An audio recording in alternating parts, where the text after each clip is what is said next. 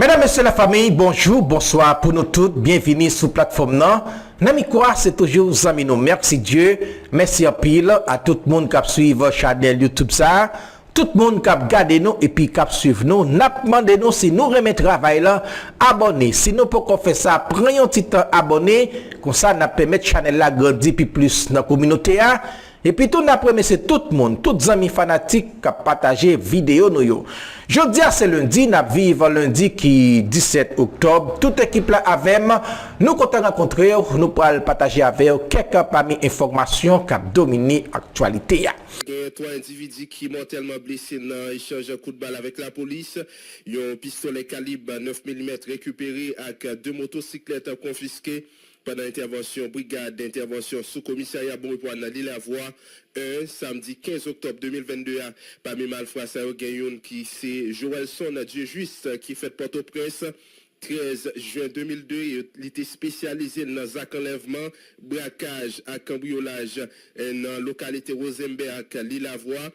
Il était en possession 4 téléphones portables parmi 2 Samsung et l'autre boss au commissariat bon pour prendre une nouvelle dispositionnalité pour augmenter patrouille policière dans divers quartiers suite à dépôt plusieurs plaintes qui ont rapport à Kazak banditisme et mob dans la communauté si la participant victime dernière semaine ça yo.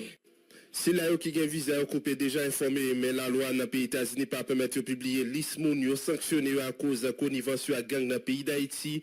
Cependant, le diplomate l'a fait connaître, il a travaillé avec l'autre partenaire international pour bloquer l'argent. Saisi tout bien tout le monde qui a financé gang, même si bien ça yo pas aux États-Unis. Diplomate là qui conscient pile zam sorti dans le pays États-Unis tout pour arriver en Haïti annoncer y a travail pour renforcer contrôle dans port yo. En côté l'autre fois Eric Stromae.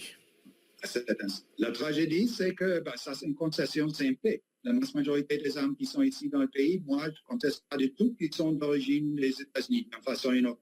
C'est pour ça que nous voulons et nous essayons de renforcer les contrôles de sortie des États-Unis pour interdire le trafic illégal qui se poursuit et de transmettre en justice ceux qui sont impliqués avec ça, aussi bien que ceux qui sont en train de financer les activités que nous voyons des gangs et essayer de miner les efforts du gouvernement de pouvoir établir un état de droit par rapport à la douane, par rapport aux autres réalités ici sur la terre.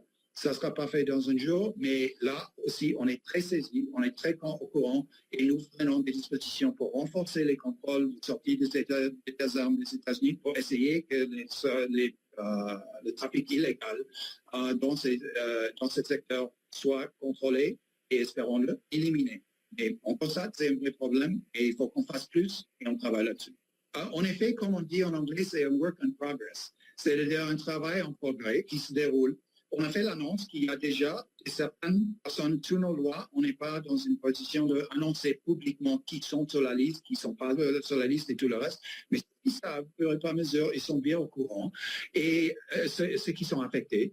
Et ça, c'est quelque chose qui n'est pas fixe. Mais on a annoncé qu'on a fait de certaines mesures. Mais il y a des autres dossiers qui sont en train de se faire étudier. Et au-delà de ça, comme je signalais, en coopération nous-mêmes, à travers nos systèmes judiciaires, on est en train de voir des contrôles et des sanctions qui peuvent être prises en public contre certains éléments néfastes qui ont mené à la situation courante dans les différents domaines. Et en même temps, on est en train de travailler étroitement avec les Nations Unies pour faire un régime international sur les sanctions, pour pouvoir contrôler les personnes même s'ils ne sont pas haïtiens. Ça n'importe s'ils ont des biens dans les autres tiers pays, au-delà des États-Unis, ça sera beaucoup plus efficace si en effet, on est en train de faire et on a la coopération de la communauté internationale.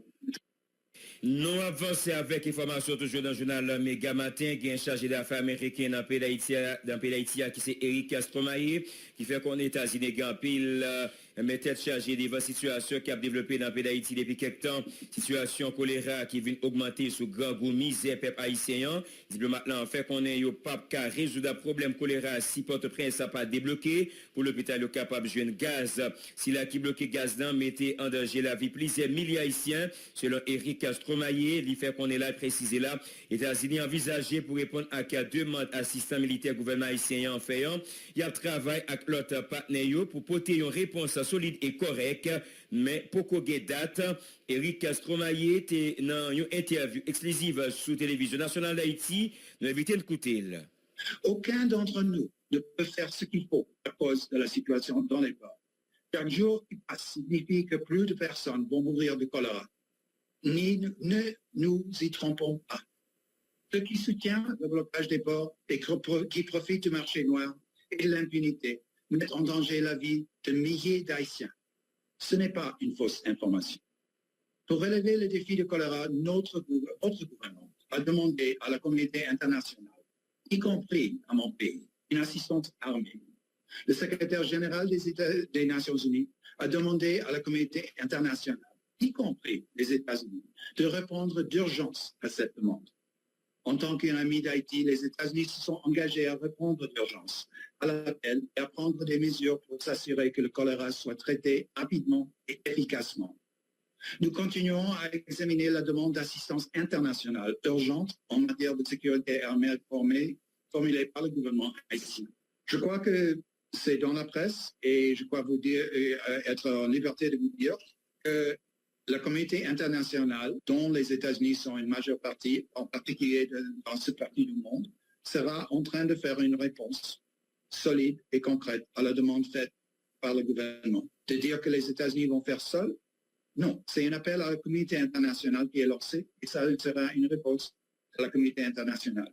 Mais à les plus hauts niveaux du gouvernement américain, on est en train de consulter avec nos partenaires, avec les Nations Unies, à deviner comment, avec quel soutien américain, nous allons pouvoir assister et faire réponse à la demande faite par le gouvernement pour une intervention armée, exactement pour faire face à l'instabilité causée par le vol des guns à cet instant.